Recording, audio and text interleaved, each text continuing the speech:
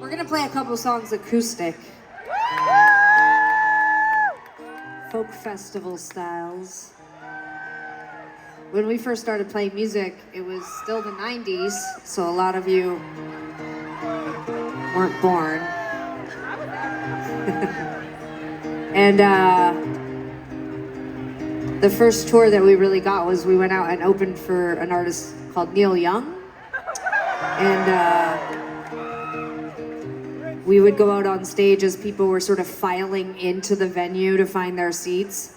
And then they would throw us on to sort of open the show. And it was hard because I don't think people mostly just didn't even notice what was happening on stage. But then the ones that did were like yelling things like, take your shirt off, like show us your tits, you know, stuff like that. And we were like 20 and very obnoxious, so we'd be like, oh yeah, you know, we'd like kind of get into a back and forth with these kind of like biker dudes.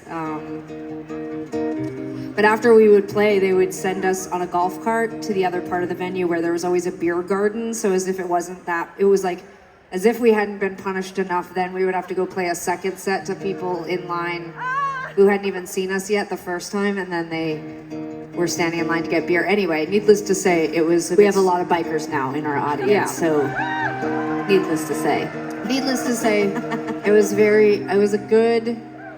kind of like throwing us into the deep end. If we could survive that, if we could win over a few people every night, we felt like we'd really succeeded. You know what I mean? An odd detail that just popped into my head is that it was the exact time that was happening. There was this Christian book series called Left Behind that came out. Does anyone know what I'm talking about? And someone gifted it to us, and we were so desperate for something to do, we read the entire series. This is before smartphones. Anyway, I don't think I realized until quite far into the series that it's well, I'm not gonna speak for Tegan. I'm never mind. I don't know why. It's like I feel like I can tell everybody so much about myself, like I'm gay and all of these things. But I'm just gonna do it. I'm gonna say it. I am an atheist, and it's hard.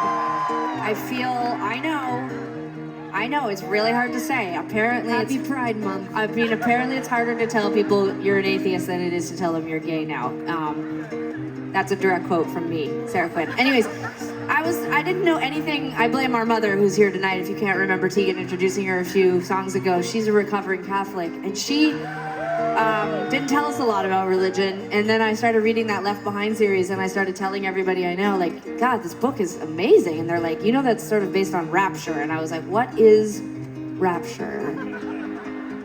So again, thank you to all the parents who've brought children out today. I look forward to bringing my child to a concert and having their life ruined. Just kidding. Anyways, I loved the Left Behind series. I love the idea of Tegan and I riding around in a 15-passenger van thinking that someone, Kirk Cameron, would develop it into a TV show, or a movie, later that I could also watch. So I wanted to shout out to the entertainment industry and multimedia. All right, so now we're gonna play a couple songs about Rapture, and I know that seems weird, based on what I just said. Actually, I like the idea that this next song is about Rapture. Let your mind go where it will. Here we go. Well, for me, it was basically the 2000 early aughts equivalent, because it was about MySpace and seeing a girl that I like post a photo of herself kissing a boy. And Tegan was like, let there be rapture now. Yeah, I was literally like, but just for straight men. I was like, I hope the locusts come and take me away. Or just him. No, it was mostly aimed at myself. I wanted the internet to end. Anyway, this song wasn't just about a relationship ending before it started. It was also just about the idea that you want to disappear. Maybe some of you have related to this before. It's like someone does something to you and you're so embarrassed you wish you were invisible. Like that's actually what the song's about. So this is for all the invisible people in the audience tonight. And the atheists. I'll have a small cheering section right here. Thank God. Oh, but not a real God, not capital G.